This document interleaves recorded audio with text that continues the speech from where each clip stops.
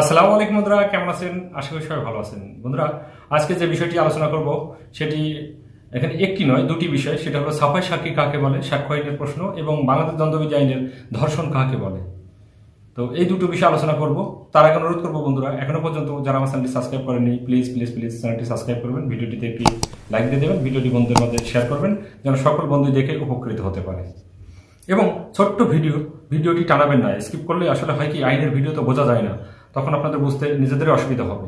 এই জন্য অনুরোধ করব, শুরু থেকে শেষ পর্যন্ত ভিডিওটি দেখবেন, মন দিয়ে দেখবেন, একদম ছোট্ট একটি ভিডিও।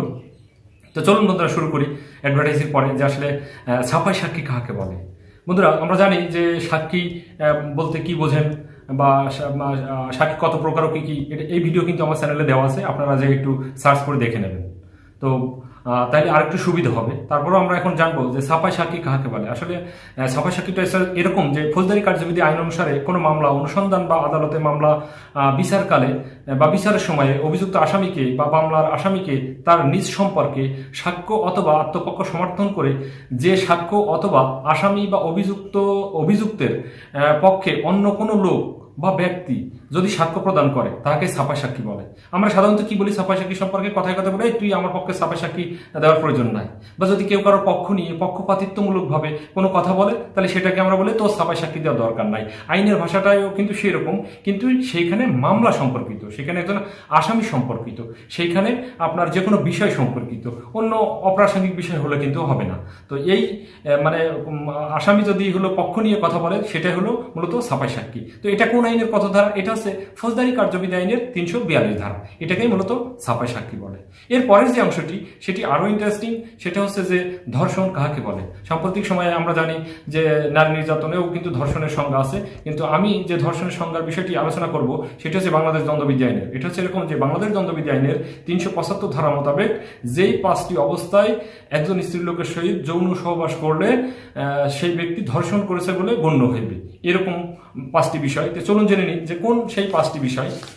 তার ভিতরে 1 নম্বরে যেটি, সেটা হলো যে স্ত্রীলোকের ইচ্ছার বিরুদ্ধে যদি স্ত্রীলোকের সম্মতি না থেকে থাকে, এটা হচ্ছে প্রথমত একটা কারণ।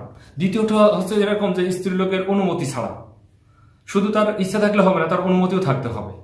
3 নম্বরে যেটি, স্ত্রীটির অনুমতি সহ যে কোনো ক্ষেত্রে তাকে মৃত্যুদণ্ড বা গুরুতর জখমের ভয় দেখালেন। দেখা যাচ্ছে উপরে দুটো শর্তই পূরণ হয়েছে, অর্থাৎ তার ইচ্ছাও আছে, অনুমতিও আছে, কিন্তু কোনোটি স্বেচ্ছায় নয়, তাকে ভয়ভীতি দেখানোর জন্য বলা হলো তুমি যদি এই কাজে রাজি না হও বা এই কাজে রাজি না হলে তোমাকে হত্যা করা হবে, তোমাকে গুরুতর জখম করা হবে, সে ভয় দেখাচ্ছে, সে ইচ্ছা পোষণ করলো, আপনার অনুমতিও দিয়ে দিল।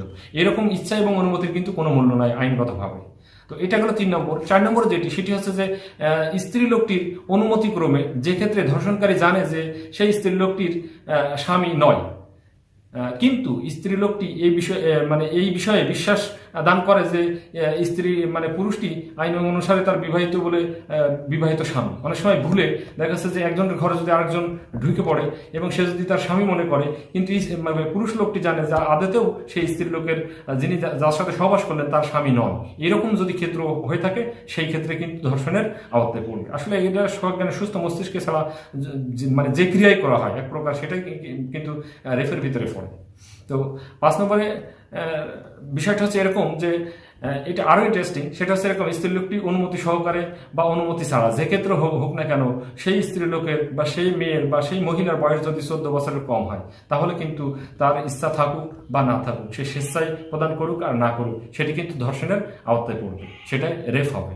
সাধারণত ওই বাল্য বিবাহের ক্ষেত্রে কিন্তু এই ধরনের ঘটনা ঘটে, অল্প বয়সে বিয়ে করার পরেই কিন্তু দেখা যায় যে অনেক সময় রেপের মামলা হতে পারে যদি 14 বছরের কম হয়ে থাকে। তাহলে এটা কোন আইনের কথা আগে বলছি, যেটি বাংলাদেশ দণ্ডবিধি আইনের 375 ধারা, এর শাস্তি কিন্তু বাংলাদেশ দণ্ডবিধি আইনের 376 ধারা। এছাড়াও নারী ও শিশু নির্যাতন আইনের 2-9 ধারা কিন্তু এর শাস্তির বিধান রয়েছে। তো